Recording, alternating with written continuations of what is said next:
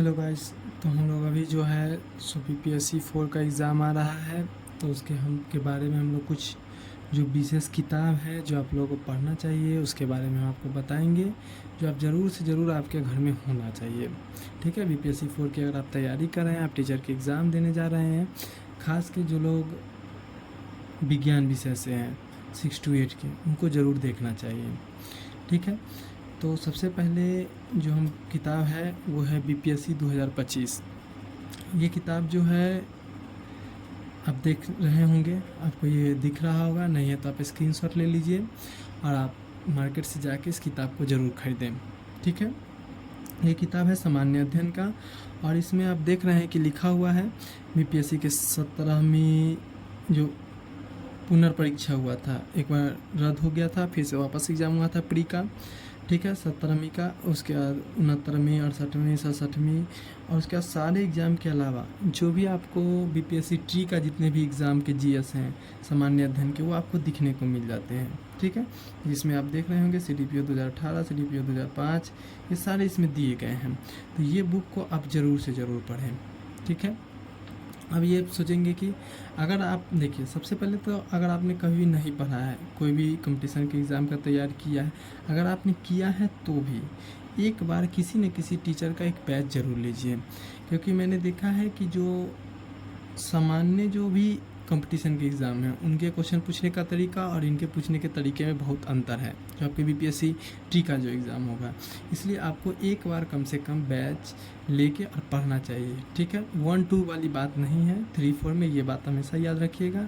4 हमेशा higher level का exam होगा। ठीक है, तो आपको ये किताब पढ़नी चाहिए। इसमें आप पढ़ेंगे कैसे? अगर आपने कोई कोर्स पढ़ रखी है तो बहुत बढ़िया बात है, आप चैप्टर वाइज इसमें दिया हुआ है, जैसा कि आप देख रहे होंगे।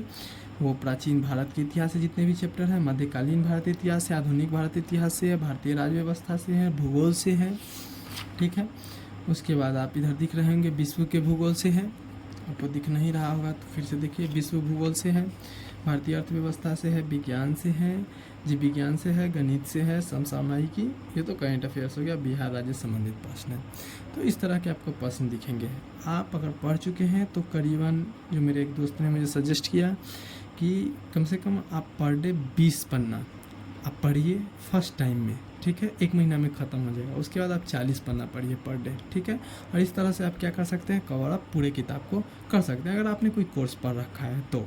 ठीक है, हाँ, बहुत सारे बच्चे हैं कि साइंस बैकग्राउंड से हैं, सोशल साइंस के बारे में नहीं जानते हैं, तो हम आपको सजेस्ट करेंगे कि आप किसी के भी GS का बैच लेके अभी, तो आप अगर मुख्य रूप से अगर आप बिहार के बच्चे हैं तो या तो आप खान सर का एक बार बैच ले लीजिए GS का, या आप रोशन सर का बैच ले सकते हैं। कोई भी टीचर में, या किसी टीचर का प्रचार नहीं कर रहा हूँ अभी, अमूमन जो भी बच्चे हैं वो खान सर के GS या रोशन सर के GS इनके से पढ़ते हैं।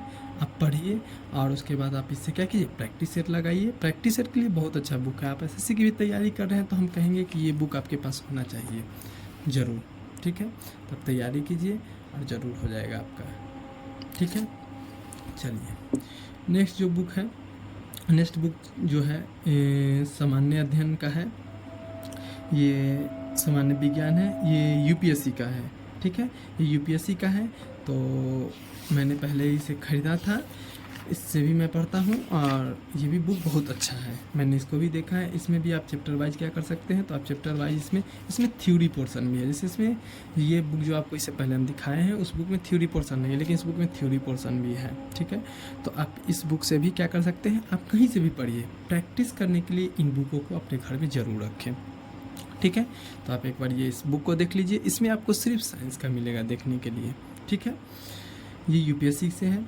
उसके बाद है, आप चलिए इधर सामान्य भूगोल, ये सामान्य भूगोल है।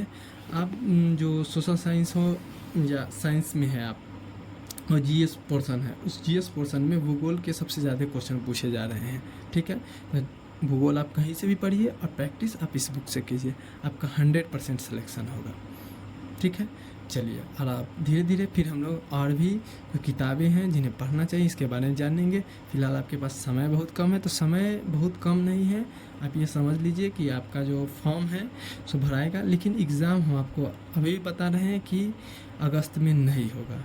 आप देख लीजिए, आप बोलिएगा कि आप सही बता रहे हैं। मेरा प्रेडिक्शन है कि एग्ज़ाम अगस्त में ना होके जैसा हमें लग रहा है कि इलेक्शन के बाद ही होगा, उससे पहले सारी फॉर्मेलिटी हो जाएगी, ठीक है।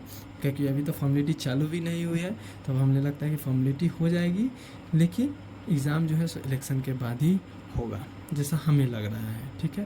बाकी देखते हैं आगे क्या कर रही है बिहार सरकार, और आगे इस पर हमारी नज़र रहेगी हमेशा, ठीक है। तो आपके पास ये एक किताब, दूसरी ये किताब और तीसरी ये किताब आपके घर में ज़रूर होनी चाहिए। धन्यवाद।